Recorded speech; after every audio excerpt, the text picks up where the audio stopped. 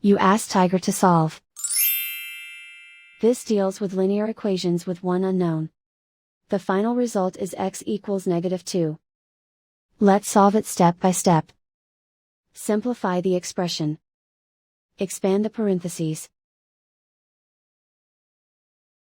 Multiply the coefficients. Simplify the arithmetic.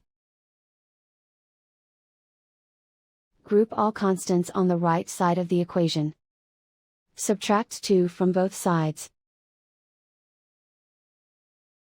Simplify the arithmetic.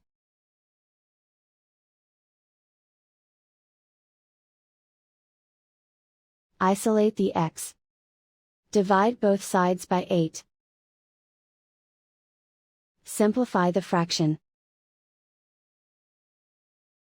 Find the greatest common factor of the numerator and denominator. Factor out and cancel the greatest common factor. And so the final result is x equals -2.